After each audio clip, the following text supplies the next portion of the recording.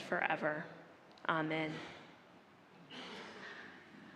Now I'd like to invite Julie K. Satariano forward to offer our open and affirming moment. Thank you, Julie K.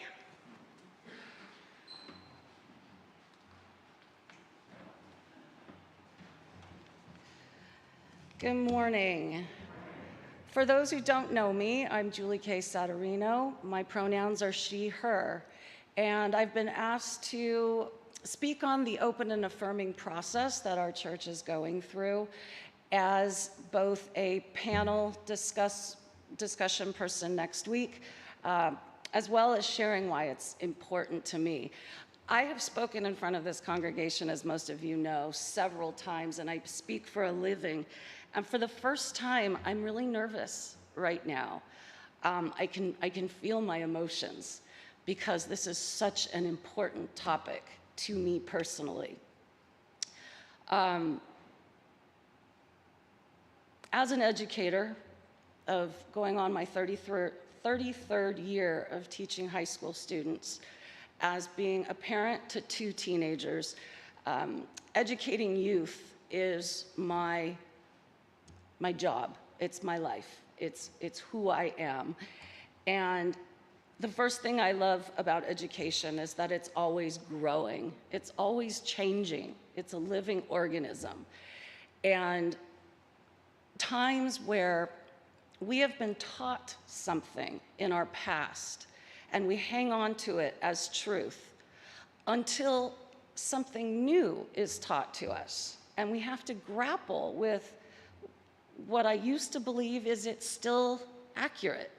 Or is this new information where I should go? And I always lead off when I talk to people about the LGBTQ community and the truths, that the authenticity that people in this community so desperately want to share with the greater world, is that in the 1900s, because yes, that's when I went to school,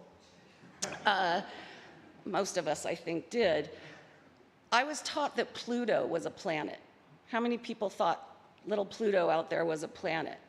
And then the science got stronger and the information got more specific and more in depth, and we learned Pluto's not a planet. It's actually just a moon. And I grew up learning history about the USSR as a country of strength that doesn't even exist anymore. And the word internet wasn't in the dictionary that I use. In fact, as an English teacher, I still own a paper dictionary. How many people have a paper dictionary on there? There's words that don't exist in paper dictionaries anymore. We lose language because we gain new language every year. So in education growing, I now, as a teacher, I don't just walk in and say my name anymore. I also include my pronouns.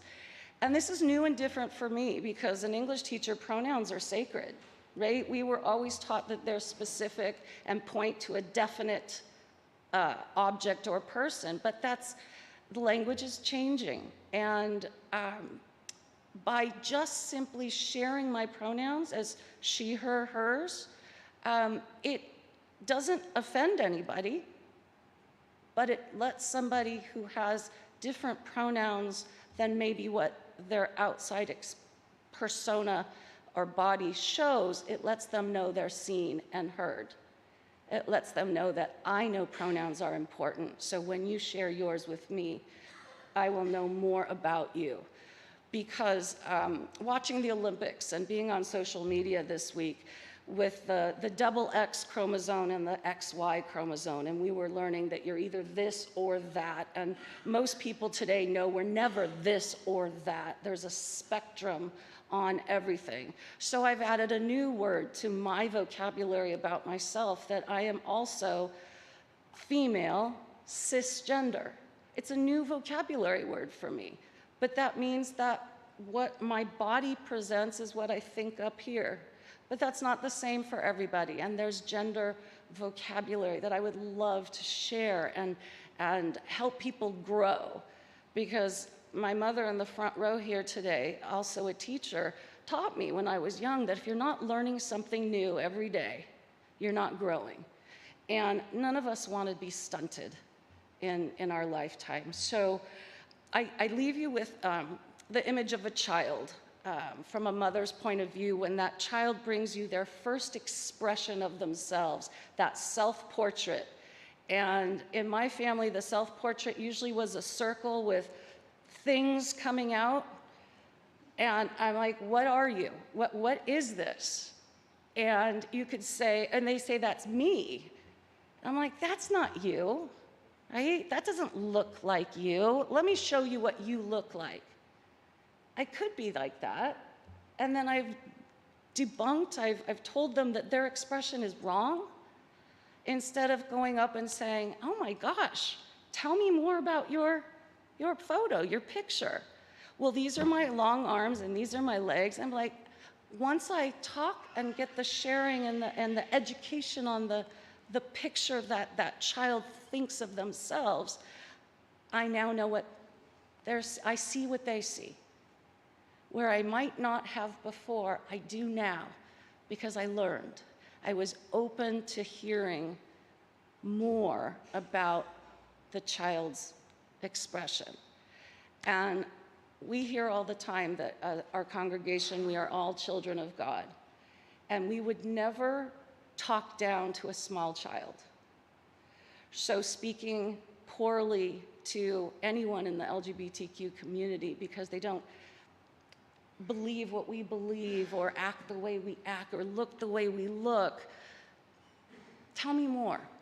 Be open. Tell me more. Help me learn. Help me grow. And then affirm.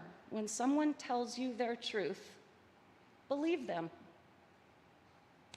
Believe them. It's their truth.